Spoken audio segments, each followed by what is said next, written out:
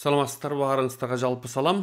Биз бул видеобузда 29-июнда Кыргызстанга келип, биздин коргоо министрлери менен жолугуп, андан кийинки күнү Садыр Жапаров президентибиз менен жолуккан адам жөнүндө сөз кылмакчыбыз. Бул Түркиянын коргоо министри учурдагы Хулуси Акар. Ал келип кеткенде курал жарак, курал өндүрүү жана фето жөнүндө сөз болду деди. Бул курал жарак, курал өндүрүү бул табигый нерсе, бирок фето жөнүндө дагы биз бул эмеде кыскача толук айта кетебиз. Феточу офицерлер жөнүндө кыскача сөз кылабыз. Хулуси Акар темасын кан майданда досторун саткан аскер башчы деп койдук. Ошол ал кайсы кан майдан дегенде бул 2016-жылдын 15-июлү. Ал кезде жанагындай төңкөрүү аракети, аскерлердин төңкөрүү аракети, аскери төңкөрүү аракети болду деп Түркияда ошондой таанылат. Чын-чындап келгенде муну сивил дарбе деп атап калышты азыркы кезде Түркиянын аналитиктери. Бул эмне? Саясатчылардын аскерге каршы кылган төңкөрүшү. Ошол аскерлерди төңкөргөнгө жардам берген адам ошол кезде Генштабтын начальниги ушул Хулуси Акар болгон. Ошол кан майданда бул киши өзүнүн досторун саткан. Кан майданда 300 кишиге жакын киши өлгөн, миңдеген жарадар болгон. Бул боюнча өзүнчө тема кылабыз кийин. Анан ушул видеодо феточу офицерлер тууралуу бир мындай көрүнүктүү офицерлер эмне кылган ошол түнү 15-июлда эмне кылган, бул киши эмне кылган, ошо жөнүндө сөз кылмакчыбыз да. Ал төңкөрүү аракетин ошентип аталган, бирок биз айткандай саясатчылардын аскерлерге каршы төңкөрүүсүн уюштурган түндөн кийин Режеп Тайып Эрдоган, азыркы Түркиянын президенти Кудайберген Белек деген анычы ошол түндө. Миңдеген анткени ошол Белек болгонун кийинки баягы документалдуу фактылар менен тастыкталган да. Анткени миңдеген хобого таш шагыл салынып, аскер базалардын ишигин алдына коюлган да, ошол жолдорун жапканга. Демек, саясий жетекчилик бул төңкөрүү аракети болоорун алдын ала билген. Ошол Эрдоганга тиешелүү АКП партиясынын өздөрүнүн кишилерин Стамбул, Анкарага окшогон негизги шаарларга бир күн мурун кабар берип чакыртып алышкан. Прокурорлордун жазган протоколдору боюнча бир күн мурун ошол окуялар жазылган протоколдор даярдалган бир күн мурун. Кээ бирлер ошо мурунку дата менен 14-июль менен чыгып кеткенден кийин билинген да. Ошол окуялар бул түнү болгон окуяларда кирген ошол протоколдорго, бул түнү болбой калган, ишке ашпай калган да окуялар кирген да. Анткени 300гө жакын эмес, андан да көп киши өлүш керек болчу, мындан да көп ызычуу болуш керек болчу да Түркияда. Бирок ошо пландалган нерселердин бир 70-80% ишке ашып, калганы ишке ашпай калган саясатчылардын пландаган нерсеси. Ошондой провокациясы саясатчылардын. Эми бул Хулуси Акар жөнүндө, бул каарманыбыз жөнүндө маселени орто жеринен баштайлы. 2 жыл мурун 2018-жылы тиги төңкөрүү аракетинен 2 жыл өткөндөн кийин тергөө иштери бүтүп, бул кишини түрк соту көрсөтмө берүүгө чакырган да, бирок бир дагы сот ишине бул барган эмес. Эмне үчүн сотко келбей атат деген суроого ушул видеодо дагы жооп беребиз да. Ал кезде Генштабтын башчысы болгон бул киши, негизги жапа чегүүчү болгон. Негизги жапа чегүүчү катары дагы ошо соттук иштерде каралган, бирок бир да жолу басып келген эмес. Бир жолу гана жогорку кеңешинде, булардын межлисинде ушул иш каралганда кат жүзүндө гана бир нерсе жолдогон да. Эч бир суроого жооп бергенден коркот. Өзүнүн мурунку аскер достору менен, кызматкерлери менен, кол алдында иштеген кишилер менен жүзмө-жүз жолуккандан качып жүрөт азыркы кезде. Манас эпосубузда айтканда, тирүү болсок жыйгандаш, өлү болсок ыймандаш деген досторун баарын бул киши саткан. 30 миңге жакын офицер ошо 15-июлдан кийин 2016-жылдан кийин айдалган аскерлик эмеден. Генералдардын 50% айдалган, офицерлердин 90% айдалган. Офицерлердин 90% дегенде кенже лейтенанттан баштап полковниктердин 90% айдалган. Азыркы кезде бүт ошол аскерлерди, түрк аскерлерин башкарып аткан адамдар АКП бийлиги тарабынан, ультра улутчулдар тарабынан коюлган офицерлер. Кээ бирлер көбү ошол ээлеп аткан макамдарына татыксыз деп айтсак да болот да. Эми бул кишинин ошол түнү ошол киши менен мына биздин коргоо министрибиз кол алышып, учурашып, сүйлөшүп, баарлашып отурат. Айла жок. Так, ошол түнү бул Генштабтан Хулуси Акарды кантип алып чыгып кеткен видеолорун бир көрсөңүздөр. Мына аскерлер алып чыгып кетип атат. Жанагы акынжы үстүнө деп коет. Акынжы аба базасына алып кетип атышат. Пилоткасын унутуп калыптыр, аркасынан алып келдирип, жүгүрүп барышып, пилоткасын берип, урмат сый менен алып чыгып кетип атат. Эми бул төңкөрүшчүлөр болсо ушундай мамиле кылмак беле деп бүт аналитиктер бул нерсени метип атышат. Мына пилоткасын токтоп тургула, пилоткасын бере калайын деп. Офицер аркасынан жүгүрүп барып, мына пилоткасын берип атат да. Башка дагы видеолор бар. Кийинки 15-июлдагы окуяларга тиешелүү бүт ошолорду көрсөтөбүз. Чай ичип отурганы, телевизордун пультун алып алып, улам каналдан каналга которуп ошол төңкөрүү аракети кантип болуп атканы, офицерлерди кантип карапайым эл сабап атканы, ошонун баарын бул карап отурган. Коридордо ары бери басып, телефонду менен сүйлөшүп жүргөн. Телефонун колунан эч ким алган эмес. Төңкөрүшчүлөр болсо мунун колуна телефон карматабы? Ошол түнү төңкөрүп аткан болсо, бул кишини баягы негизги баягы душманы катары камакка алган болсо, мына азыр ошол акынчы үстүндө алып кетчү эмеге тигүү жака отуруп аткан кези да. Мындай эменин вертолеттун дилдирегинин астына кирип калбагыла деп мындай айланып келгиле, анан бул жерден тик баскыла деп могу офицер көрсөтүп туруп атат да. Бул жерде болсо тез басыш керек. Тез басып кирип кетип атышат да. Ушунун баары бул адам камакка алынбай эле, эч кандай төңкөрүшчүлөр муну жүдөтүп алып кетпей эле, колу бутун толгобой эле ошол акынчы үстүнө өзү барган. Ошол жактан саясатчылар менен бирге ошо төңкөрүү аракетин башкарган деген шектер, күч, шек деп элем, далилдер көп да, далилдер көп булчу. Эми бир звонок менен ошол түнү бул төңкөрүү аракетин токтотуп калганга мүмкүнчүлүгү бар болчу. Анткени мунун буйруктары түрдүү чынжыр, ортодон ошо чынжырга кирип, бирөөлөр офицерлерге буйрук бериши мүмкүн эмес. Биздин кыргыз куралдуу күчүндө дагы биздин отурган аскер башчыбыздын буйругу жок. Ошол буйрук цепочка менен, чынжырча менен бармайынча, жанакындай курсанттар, экинчи курстун курсанттары чыгып алып, танкаларды айдап алып, барып, жанагындай көпүрөгө барып турбайт болчу да. Бирок бул киши ошол токтотуп койгондун ордуна белгилүү бир деңгээлде кой берген. Кээ бир адамдарды алдашкан, ошондой төңкөрүү мындай психологиясы бар адамдарды бир жерге топтошкон, ошолор аракет кылышкан, анча-мынча жанагындай парламентте тияк бияктарды учактар менен аткылатышкан. Бирок эмне? Ошонун баары контролдуу дарбе деп коет. Жанагы аналитиктер айткандай көзөмөлдөлгөн төңкөрүү аракети кылышкан. Бирок чынында саясатчылар аскерлерди төңкөргөн. Ошол кезде күчтүү аскерлер туура эмес буйрук бергенди аткарбачу аскерлердин баары конституцияга элге баш ийган аскердин баары тең жумуштан айдалган ошол түндөн кийин. Так, ошол феточу аскерлер Хулуси Акар ал түнү эмне кылганы боюнча учкай кеп кылдык. Эми ошол төңкөрүшчү, феточу деп кийин айып тагылып соттолуп аткан, өмүр бою сотко кесилгендер эмне кылганы жөнүндө бир сыйра кеп кылып кетели. Мына караңыздар. Биринчиси кээ бир офицерлер жөнүндө. Ошол түнү төңкөрүшчү болсо башкача аракет кылчу аскерлер эмне аракеттерди кылышкан. Бул генерал-лейтенант Йылдырым Күбенч жөө аскерлеринин логистика командачысы. 2016 жылдын 22 августунда, бир айдан көбүрөөк убакыт өткөндө камакка алынып, 2 жыл кабаска калып, феточу делип өмүр бою камакта калуу талабы коюлган.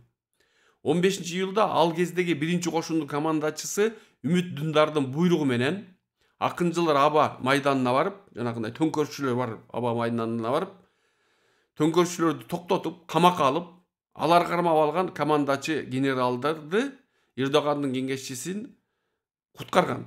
Бул фактылар түрк куралдуу күчтөрүнүн ал түн тууралуу документтерине түшкөн. Бирок Үмүт Дундар, мунун командири дагы Үмүт Дундар, Йылдырым Күбенч менин буйруктарымды аткарган деп какшаганына карабай, феточу деп мөөрү басылып, соттолуп жатат азыркы кезде. Кийинки офицер полковник Мурат Игит 16 спецназчы менен генерал лейтенант Йылдырым Күбеничтин кол алдында акынчылар гарнизонуна барып, төңкөрүшчүлөр менен сүйлөшүү жүргүзүп, полис жана прокурорлорго кошулуп, аларды камакка алган. Ал жерде кармалып турган офицерлер менен атка минерлерди бошоткон. Кийин феточу деп айыпталып тагылып, армиядан куулуп, соттолуп жатат.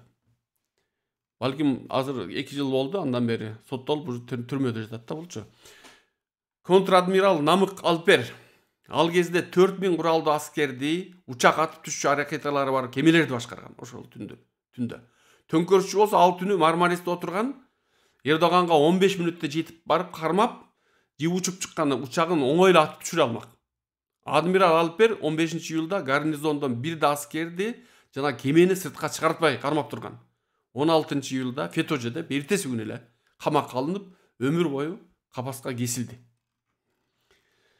Генерал-лейтенант Куралдуу аба күчтөрүнүн штабынын башчысы генерал-лейтенант Хасан Хусейн Демирарслан 2016 жылдын 15-июлунда Эски шегир шаарындагы аба гарнизонун жетектеп, бул Түркиянын аба гарнизондорунун эң чоңдорунун бири да, бирик саналуу гарнизондордун жетектеп, ошол гарнизонду төңкөрүшчүлөрдүн учактары көтөрүлүп жаткан акынчылар аба майданын учак күйрөнгөн жанакы взлётный полоса деп коет го, жолдорун бомбалатып, учактын дагы, тик учактын дагы учуп чыгуусун токтотуп салган. Мындан сырткары акынчылардан учуп чыккан учактарды башка учактар менен үстүнөн жана эки капталдан кугушуруп туруп, конууга мажбурлаган. Төңкөрүү аракети тууралуу көрсөтмө берген офицерлердин Демирарслан Эски шегирдеги гарнизонду тикелей жетектеп, төңкөрүшчүлөргө абдан абадан жардам келүүсүн тоскон деп айткандары көрсөтмөлөр бергенине карабай, ошол көрсөтмөлөр, буну актаган көрсөтмөлөр расмий документтерге киргенине карабай, учурда бул Демирарслан Феточу деп аталып, өмүр бою кесилди уже. Кесилип түрмөдө азыр. Эски шегирдин куралдуу аба күчтөрүн башкарган Нежеп Үнал генерал 15-июл түнү генерал-лейтенант Хасан Хусейн Демирарслан менен бирге төңкөрүшчүлөрдүн учактарын атып түшүрүү буйругун берген командачы. Атып түшүрүлсүн эгер дагы учуп чыкса депчи. Бул эки офицер аба куралдуу күчтөрүнүн командачысы Абидин Уналдын буйругу менен Эски шегирде аба командачылык борборун түзүп, ошол түнү төңкөрүү аракетине катышкан аскерлердин абадагы аракеттерин токтотушкан. Мунун баарын президент Эрдоган жана премьер-министр Бинали Йылдырымдын макулдашып ишке ашырышкан. Кийин Нежеп Уналда Феточу деп камакка алынган. Акынчылар аба майданын бомбалап, төңкөрүшчүлөрдүн учактарын токтоткон F-16 учакты башкарган жаш учкучтар дагы Феточу деп камакка алынган. Мындан сырткары ошо түнү менен Эрдогандын учагын туш тарабынан коштоп жүргөн F-16 учактын эмелери дагы, учкучтары дагы Феточу деп айыпталып камакта жатат азыркы кезде. Бул болсо кол алдында Диярбакыр шаарында 3 батальону бар генерал-лейтенант Ибрагим Йылмаз. Прокурор менен бирге 8-тегиз учак аба майданына барып, төңкөрүшчү офицерлерди камакка алган. Шаардын акими, Диярбакыр шаарынын акими, полис мүдүрү, жандарм командачысы, генерал, андан башка 20 күбө Йылмаздын төңкөрүшчү эмес деп айтышса болбой, Феточу деп камакка алынып, азыркы кезде камакта. Эми ушул эки нерседе эми кандай деген таянакты чыгарса болот да. Анан ошол түнү көпүрөгө чыгып, танкалар менен кошо чыгып, кызыктуу бир төңкөрүү аракети болгондо, буга чейинки төңкөрүү аракеттеринин баары тең таңга жуук эл уктап жатканда, мына баягы мусулмандар билесиздер го, багымдат намазынын алдында өтө таттуу уйкуга жаткан кезде, болгон кезде, ошол кезде аскери төңкөрүүлөр көп болгон. Бул тажрыйбасы аскерлердин чоң, түрк тажрыйбаларынын төңкөрүү боюнча. Ошол кезде бар президенти, премьерлерди, министрлердин баарын кармап, телевидениеге барып билдирүү жасашып туруп эле төңкөрүп коюшчу. Бирок эмнегедир бул төңкөрүү аракетинде төңкөрүү аракети кечки саат 9-тан кийин башталып атат. Июль күнү баягы жайдын чилдесинде деп коет го кыргыздар. Эми элдин баары көчөдө жүргөн кезде, кичине эме шаар салкындагандан кийин ошол кезде келип булар көпүрөнү толугу менен жаппайт. Көпүрөнүн бир бөлүгүн жабышат да эмнегедир. Буларды ойготуп туруп ошо 2-курстун курсанттары мына башкесерлер могу окшогон игилдин башкесерлерине окшогон адамдар, акмактар тепкилеп атат бул балдарды. Ремендер менен сабап атышат. Кээ бирөөлөрдүн ошол жерде муустап баштарын кескен. Кээ бирөөлөрүн ушу көпүрөдөн ыргыткан. Эми бул чын айтканда 18ден 20 жашка чейинки балдар. Эми ушул жүздөгөн бала азыркы кезде ата энеси чыркырап камакта жатат. Кандай камакта жатат дебейсиздерби? Өмүр бою камалышты булар. Ошол күнү буларды эмне деп чыгарышкан ошо көпүрөгө? Террор аракети болгондо ошолорго каршы турасыңар деп чыгарган буларды. Анан буларды ошо көпүрөгө чыгууга буйрук берген офицерлер эмне деген? Бүгүн балдарды эртерээк уктаткыла, мурунку күнү эс алдыргыла, эртең оор түн болот буларга деп ошентип аямыш болгон офицерлер ошол төңкөр аракеттерин уюштуруп саясатчылар менен бирге иш кылган офицерлердин баары эмне повышение алып азыркы кезде Түркиянын куралдуу күчтөрүндө кызмат өтөп атышат, айлыктарын алып атышат. Жанакындай ошол төңкөр аракетинин баарына тоскоол болгон офицерлер фетөчү деп камалып жатат. Эми ушул экинчи курстун балдары караңыздар. Мен бир сыйра көрсөтүп коеюн. Эми өзүңүздүн балаңызды элестетиңиз. 18 жаштагы, 19-20 жаштагы балаңыздын момуга окшогон башкесерлер ошол түнү кайдан жайдан булар пайда болушканда мен дагы бир сүрөттү мояктан көрдүм эле мында. Карасаңыз, могу жерде пистолет бар адамдын. Курал менен жүрүшөт да. Мына ушинтип сабашкан, тепкилешкен, момунтип сабашкан. Ушул балдарды азыр ата энеси чыркырап, өмүр бою соттолушуп, азап чегип аткан кези. Эми ушунун баарынын эң негизги күнөөлүүсү эч кандай күмөнсүз бизге келип кеткен Хулуси Акар.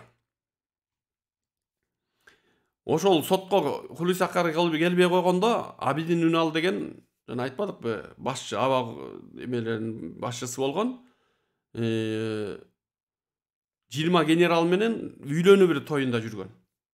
Үйлөнүү тою кечки саат 7:30 башталмак. Буга 7ден 6 мүнөт өткөндө эмнегедир аскерлер ошо Түркиянын аба майданын толугу менен Түркиянын үстүндөгү аба аймагын жапты деген кабар келген да. Бул киши эчтеке кылган эмес.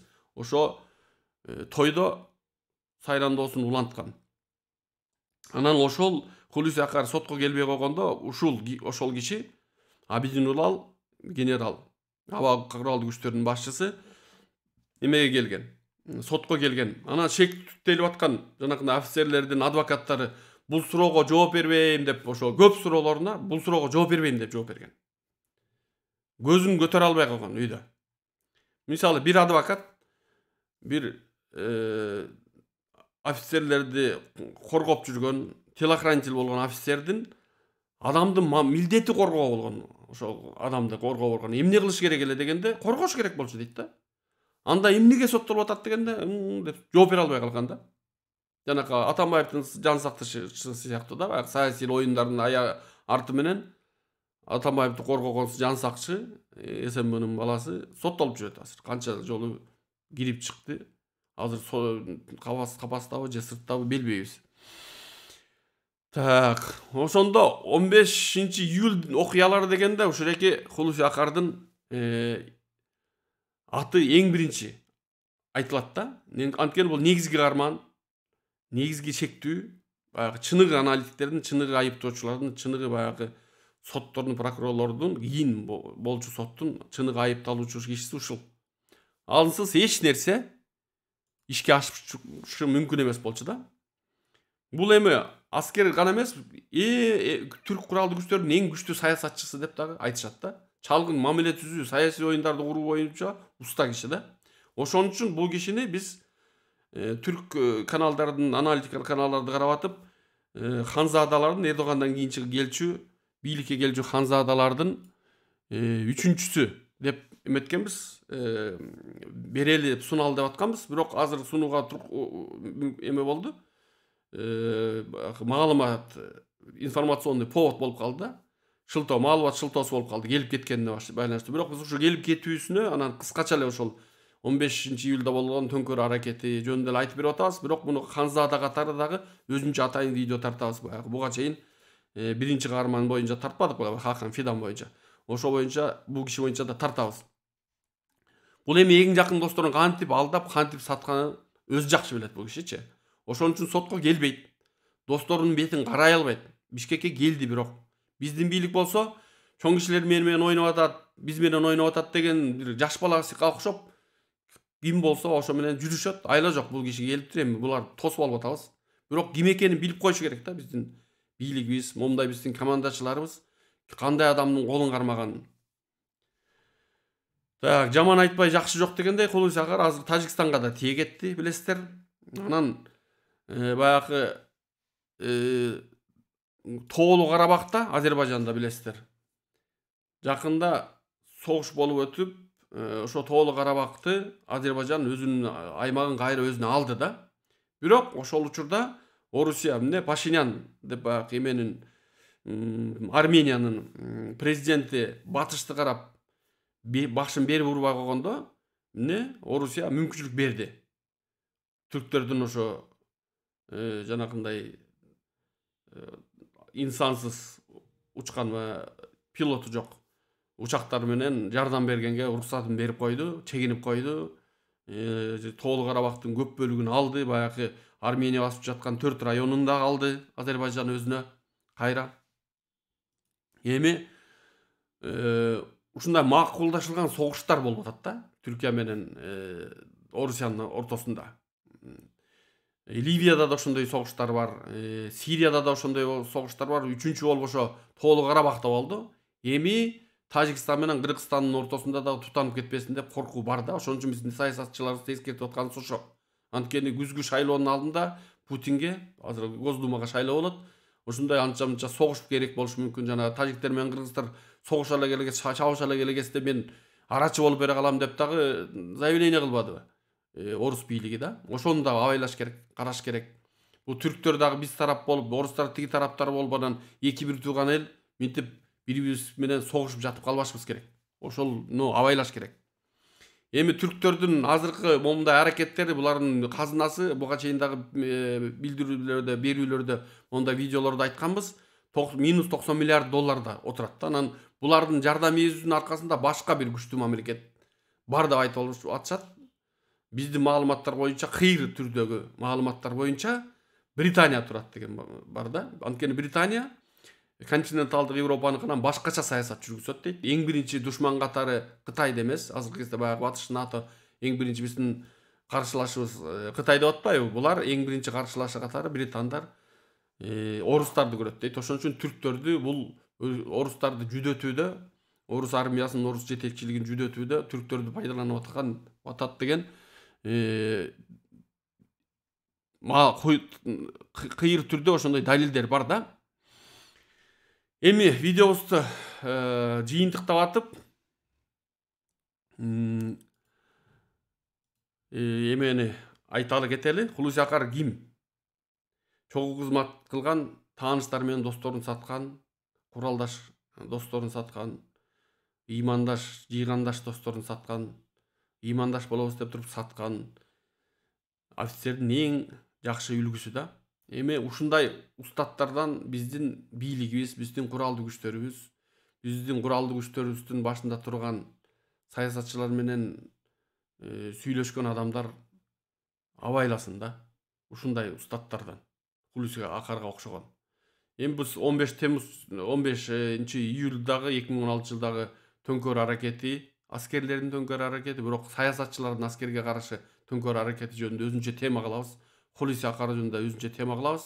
Ушуга чейин туруп көрүп бергениңиздер үчүн чоң рахмат. Аман болуңуздар, оорубаңыздар, ковидтен аман сактасын Кудай таалабыз. Анан лайк басканды унутпаңыздар, комментарий жазыңыздар, суроолорду бериңиздер. Биз сиздер менен жолугушуп турганга кубанычтабыз. Чоң рахмат.